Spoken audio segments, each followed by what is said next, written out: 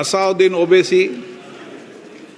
Sir, I oppose this introduction of this constitutional amendment bill because it violates the parliamentary form of democracy and federalism, which are both parts of basic structure of the Constitution, sir.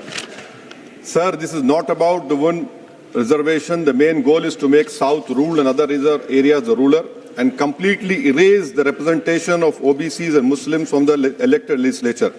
Sir, federalism is the basic structure of the Constitution. By removing the delimitation freeze, it gives more seats and power to larger population while denying a fair voice to smaller population. This again is a violation of federalism, which is part of basic structure, sir.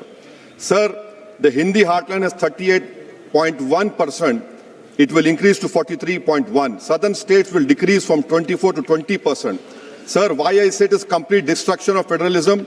It also curtails parliamentary democracy. Parliament democracy has to be representative of, if a voter in Telangana feels that their voting or not makes no difference, if decisions are taken in UP rather than parliament, why will they vote?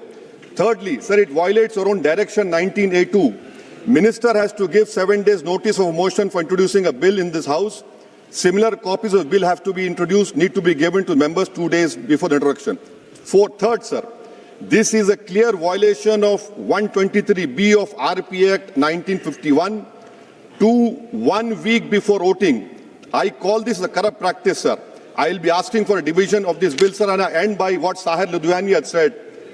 यहाँ पर गरीबों से मतलब जुनूबी हिंद के लोग, मुसलमान और OBC, इसका साहिर लुधियानी ने कहा सर, शहंशाहों के गरीबों से ताल्लुक ही नहीं, एक शहंशाह ने दौलत का सहारा लेकर हम गरीबों की मोहब्बत का उड़ाया मजाक।